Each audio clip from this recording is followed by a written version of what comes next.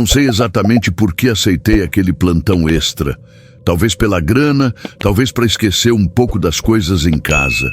O que sei é que era sexta-feira, quase 11 da noite, e eu estava sozinho no pátio do Instituto Médico Legal, esperando o retorno de uma equipe que havia saído para recolher um corpo em uma cidade vizinha.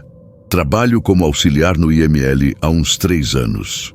No início, tudo parecia muito mais impactante, mas com o tempo a gente se acostuma com o silêncio dos corredores, com o frio das câmaras, com o cheiro de formol e com a ausência de vida. Quase sempre é tranquilo. Quase. Naquela noite, o rabecão voltou pouco depois das 11h30. Eu ouvi o motor encostar devagar no pátio interno. Como o motorista tinha a chave reserva, achei que ele mesmo abriria a traseira e descarregaria.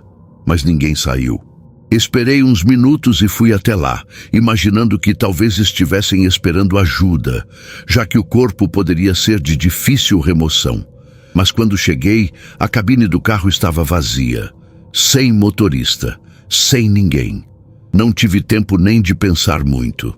Assim que me aproximei da traseira do rabecão, ouvi um ruído seco. O som exato de uma das travas da porta traseira se soltando.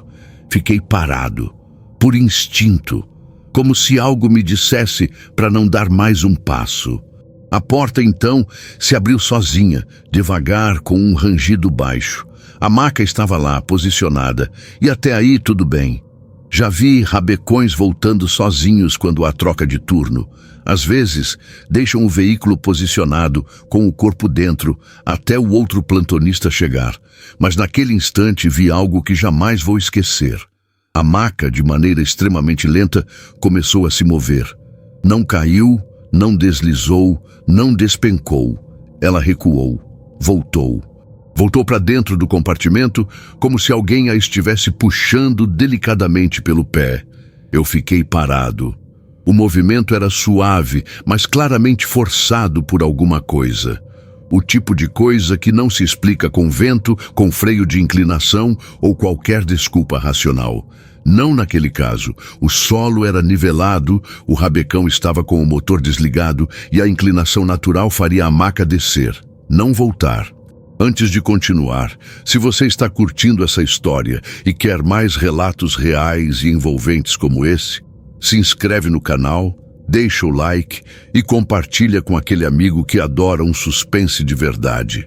Isso ajuda demais a continuar trazendo histórias que arrepiam de verdade.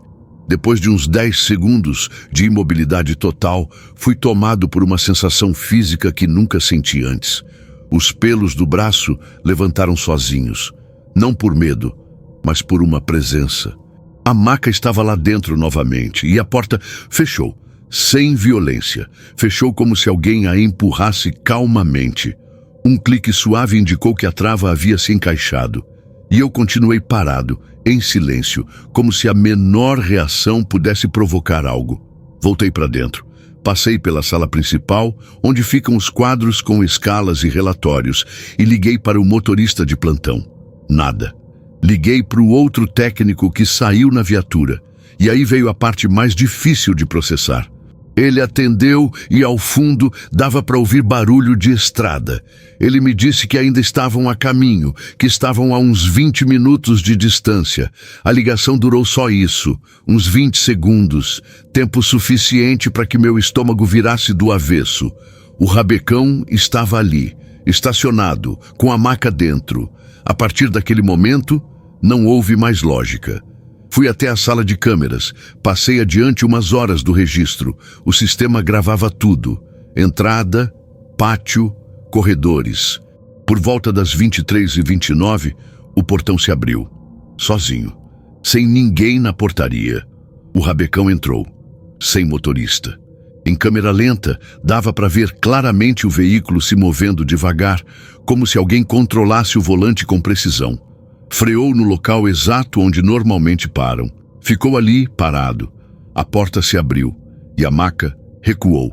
Na filmagem, não há sombras, não há vultos, não há ninguém. Só os objetos, só o carro, só a maca se movendo. Tentei puxar o zoom para ver a placa. Era a mesma. O mesmo rabecão que tinha saído horas antes. Você pode pensar que é defeito da câmera, falha de sistema, coincidência mecânica. Pode tentar se agarrar a alguma explicação técnica. Mas eu vi com os meus próprios olhos e naquela noite fui embora. Deixei o turno incompleto, tranquei tudo e fui embora. Pedi licença pelos dias seguintes e desde então nunca mais fiz plantão noturno. Na manhã seguinte, tentei manter minha rotina. Acordei cedo, fui até a padaria como de costume, tentei ignorar o que tinha visto, mas era como se algo tivesse se prendido em mim. Uma inquietação constante, como se a noite anterior tivesse deixado uma porta aberta. Não no rabecão, mas dentro da minha cabeça. Por volta das 10 horas, meu celular tocou. Era o coordenador do plantão. Ele perguntou se eu havia trancado o pátio direito, porque o rabecão estava lá, desligado, travado, com a maca vazia. E o mais estranho, os 2 funcionários que saíram na noite anterior ainda não haviam chegado. Disseram que estavam com um problema mecânico no meio da estrada e tiveram que passar a noite esperando o guincho. Ou seja, o rabecão que estava parado no pátio não era o que eles estavam usando. Engoli seco. A voz do coordenador era calma, mas dava para sentir um desconforto nas entrelinhas. Ele disse que já tinham verificado a numeração da viatura. Bate com aqui saiu. E mais, nenhuma outra chave havia sido retirada. O sistema de câmeras que gravei na noite anterior estava zerado. Tudo o que registrei sumiu. Não havia qualquer vídeo entre 23h e 2h da manhã. Decidi voltar ao IML. Precisava entender com os meus próprios olhos se não estava perdendo a noção. Levei um amigo comigo, o Leandro, que trabalha como socorrista e é do tipo cético até demais. Ele achou que era exagero, que eu devia estar cansado, que o sistema podia estar com defeito. Entramos juntos, olhamos o rabecão. Estava lá, fechado, imóvel. As rodas estavam marcando no chão como se não tivessem se movido desde que pararam. Quando abrimos a parte traseira não tinha nada, nem maca, nem trilho, nada. O interior do compartimento parecia diferente, mais curto, mais raso, como se aquele rabecão nunca tivesse sido usado para transportar corpos. Leandro olhou para mim sério e pela primeira vez eu vi uma expressão nele que beirava o medo. "Esse não é o mesmo carro", ele disse, mas a placa era idêntica e os registros no sistema apontavam para aquele veículo.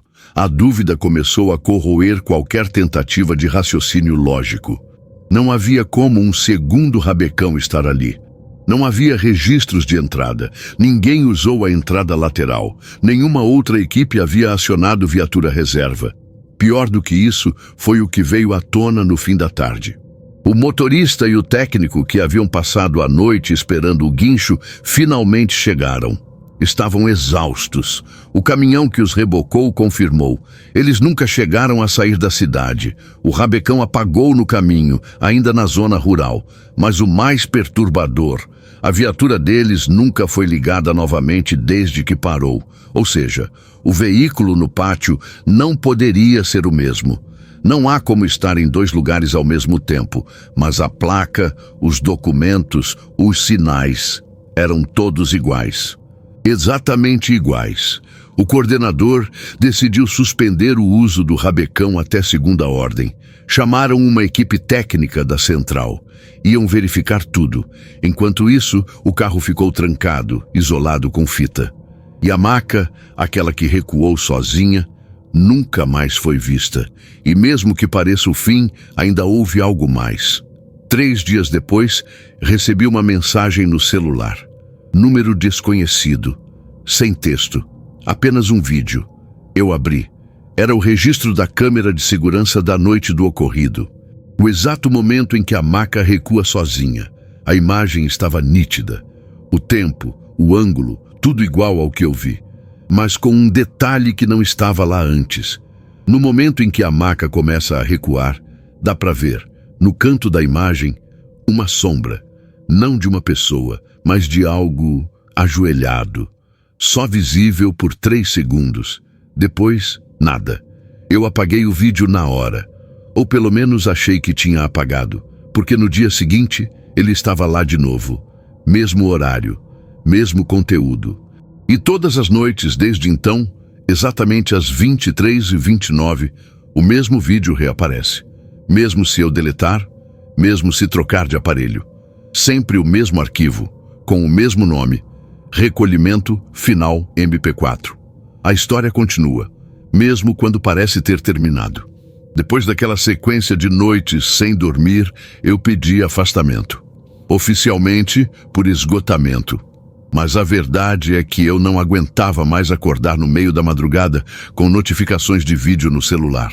Troquei de número, de operadora, troquei de aparelho, troquei de cidade. Mesmo assim, às 23h29, todo bendito dia, o vídeo chegava. Sem remetente, sem origem, como se estivesse guardado em algum canto que não era exatamente físico. Eu tentei ignorar, tentei seguir a vida, mas a cada nova noite em que o arquivo surgia, eu ficava com a mesma sensação de que a maca não recuava sozinha. Era como se o que quer que estivesse naquela escuridão ainda esperasse por algo, ou alguém. Nunca mais voltei ao IML, nunca mais vi o Leandro. Ele largou tudo pouco tempo depois. Dizem que ele surtou, que começou a ver coisas até em casa. Eu preferi não perguntar, nem insistir. A gente aprende, depois de passar por certas coisas, que tem perguntas que só servem para trazer as respostas que a gente não deveria ouvir. Hoje em dia, a única certeza que tenho é que algumas portas, uma vez abertas, não fecham mais. E mesmo quando parecem trancadas, há sempre algo do outro lado, esperando o momento certo de empurrar a maca de volta. Se você ouviu até aqui, se essa história te arrepiou de alguma forma, se inscreve no canal, deixa seu like e compartilha com quem não acredita nesse tipo de coisa. Vai por mim, às vezes tudo que é preciso para algo começar de novo é só mais um olhar curioso. Até a próxima história.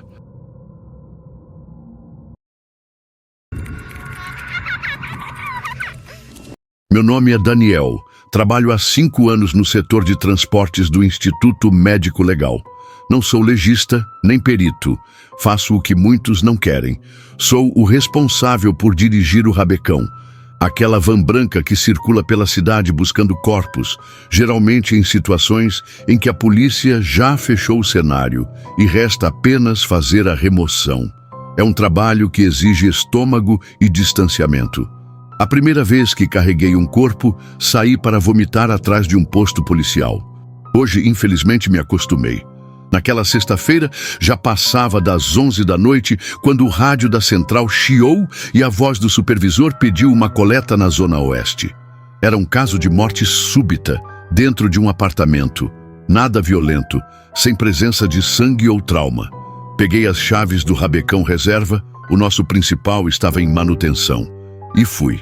Era um veículo mais antigo, com câmeras internas que transmitiam para o tablet fixado no painel. Um sistema novo para garantir segurança e rastreabilidade. Sempre achei aquilo desnecessário. Nunca tive problema com nenhum corpo, pelo menos até aquele dia. Ao chegar no local, tudo transcorreu como sempre.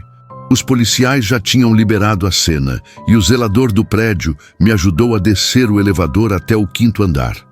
Lá dentro, o corpo de um homem de meia idade jazia sobre o carpete com a televisão ainda ligada. Era uma imagem estranha, mas calma. Aparentemente, ele havia sofrido um mal súbito. Nada indicava crime. Fiz a retirada com a maca, agradeci ao zelador e parti de volta para a base. Foi no meio do trajeto, ainda na avenida principal, que vi pelo canto do olho um leve movimento no tablet. Olhei rapidamente e a imagem congelada da câmera traseira me deixou com o estômago apertado. Havia uma figura sentada atrás. Não era o corpo. O corpo estava estendido na maca, imobilizado com as cintas padrão. Mas na fileira de bancos laterais, uma pessoa, ou melhor, uma silhueta, parecia estar ali, inerte, sem se mover, como se tivesse embarcado junto comigo e eu não tivesse percebido. Se você gosta desse tipo de história, onde o terror mora nos detalhes e o inexplicável se esconde na rotina, Já aproveita agora para se inscrever no canal, deixar seu like e compartilhar com os amigos que curtem um suspense de qualidade.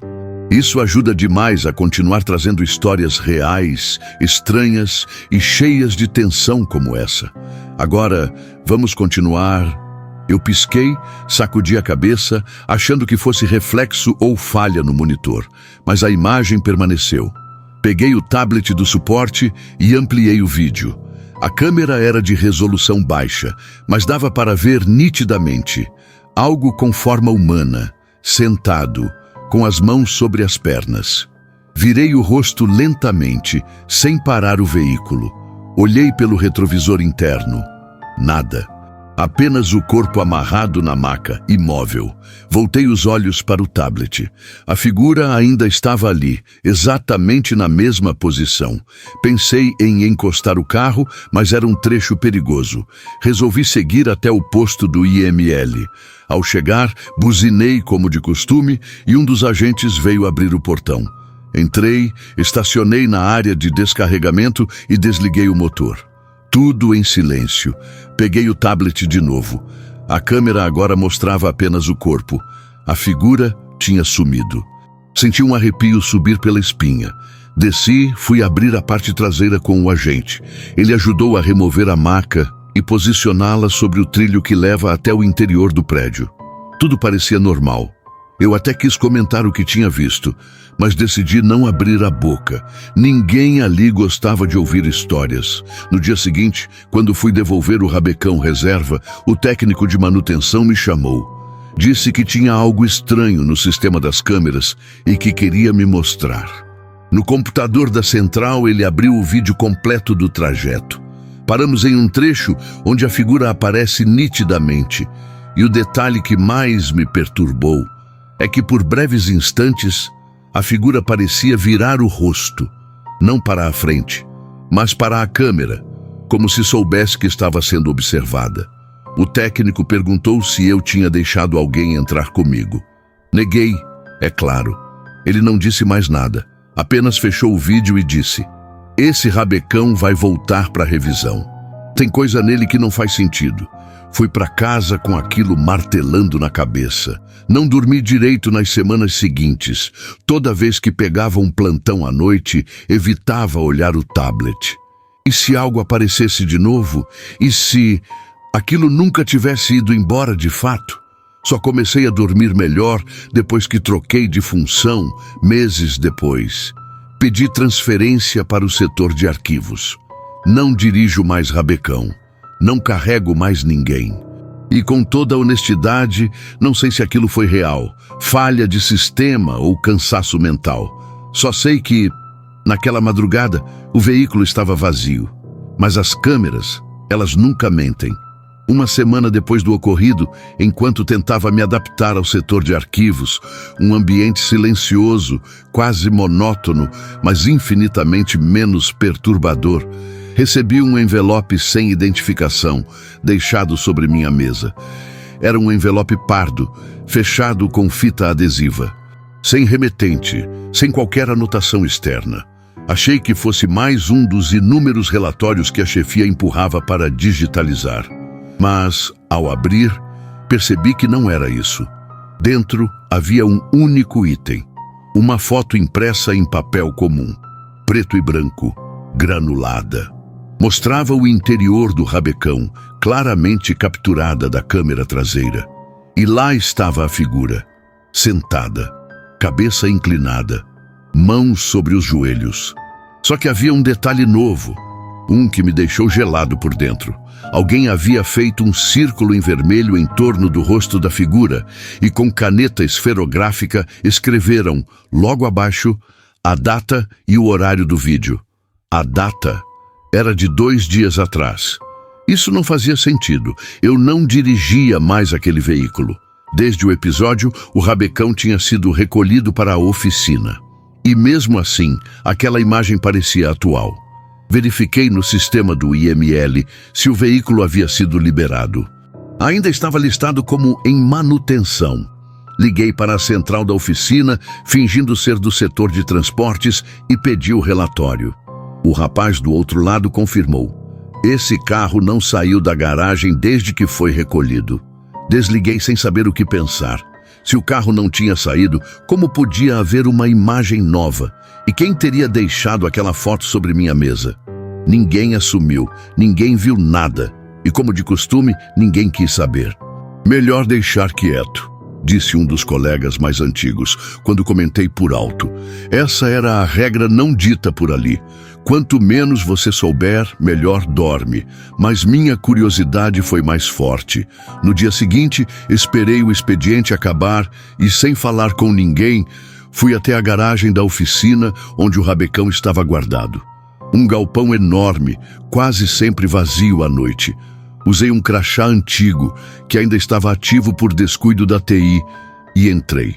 Lá no fundo, coberto por poeira e com um leve odor metálico no ar, estava ele. O mesmo veículo. O mesmo que, segundo as câmeras, mostrava o passageiro invisível. Abri a porta da frente com cuidado. O interior estava como eu lembrava, desgastado, cheiro de produto de limpeza forte, o tablet ainda fixo ao suporte no painel. Mas o que me fez travar foi o fato de o tablet estar ligado. Mesmo desligado da ignição, ele exibia a última imagem gravada pela câmera traseira. Era ela, a figura, mais nítida do que nunca. E dessa vez havia outro detalhe novo. Ela não estava mais sentada. Estava em pé, ao lado da maca, de costas. O frio que senti não veio do ambiente, veio de dentro. Era um gelo que parecia apertar meu estômago com força.